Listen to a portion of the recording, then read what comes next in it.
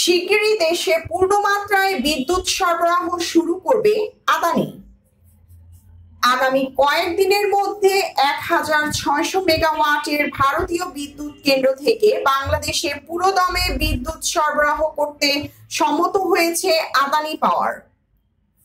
এর মধ্য দিয়ে গত ৩ মাস ধরে সরবরাহ আংশিকভাবে বন্ধ থাকার পর এবার পুরোদমে এই বিদ্যুৎ আসবে বাংলাদেশে। শুক্রবার ১৪ ফেব্রুয়ারি বার্তা সংস্থা রয়টার্সের এক প্রতিবেদন থেকে এই তথ্য জানা যায়।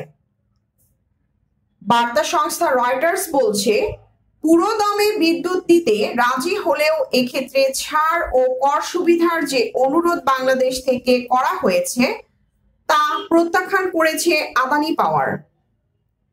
গত ৩১ অক্টোবর বাংলাদেশে বিদ্যুৎ সরবরাহ অর্ধেক কমিয়ে দিয়েছিল ভারতীয় বিলিয়নিয়ার গৌতম আদানির কোম্পানি আদানি পাওয়ার।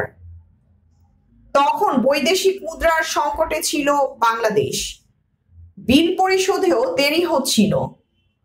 এর ফলে গত ১ নভেম্বর বিদ্যুৎ কেন্দ্রের দুটি সমান ইউনিটের মধ্যে একটি বন্ধ হয়ে যায়। তবে বাংলাদেশের অনুরোধে শীতকালীন নিম্ন চাহিদার কারণে শুধু অর্ধেক বিদ্যুৎ সরবরাহ চালিয়ে যাচ্ছিল কোম্পানিটি। সামনেই গ্রীষ্মকাল। বছরের এই সময়টিতে বাংলাদেশে বিদ্যুতের চাহিদা অনেক বেড়ে যাবে। গ্রীষ্মকালীন এই চাহিদার আগে এবং বাংলাদেশ পাওয়ার ডেভেলপমেন্ট বোর্ডের বিপিডিবি অনুরোধে আদানি পাওয়ার আগামী সপ্তাহের মধ্যে সম্পূর্ণ বিদ্যুৎ অর্থাৎ ১,৬০০ মেগাওয়াট বিদ্যুৎ সরবরাহ চালু করতে রাজি হয়েছে।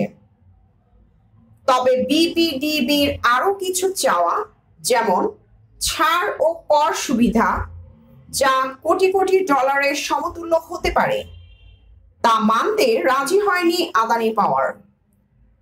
রয়টার্স বলছে, মঙ্গলবার উভয় পক্ষের একটি ভার্চুয়াল বৈঠক হয়েছে এবং আলোচনাগুলো আরো চলবে বলে জানা গেছে। আদানি পাওয়ারকে ইঙ্গিত করে বাংলাদেশি একটি সূত্রের বরাতে রয়টার্স বলছে, তারা $1ও ছাড় দিতে চায় না। আমরা কোনো ছাড় পাইনি, আমরা পারস্পরিক বোঝাপড়া চাই, কিন্তু তারা পাওয়ার পারচেজ এগ্রিমেন্ট অনুসরণ করছে। বিপিডিবির চেয়ারম্যান মোহাম্মদ রেজাউল করিম এ বিষয়ে মন্তব্য করতে রাজি হননি। তবে কয়েকদিন আগে রয়টার্সকে তিনি জানিয়েছিলেন, আদানির সঙ্গে এখন আর বড় কোনো সমস্যা নেই এবং পুরোদমে বিদ্যুৎ সরবরাহ শিগগিরই শুরু হবে।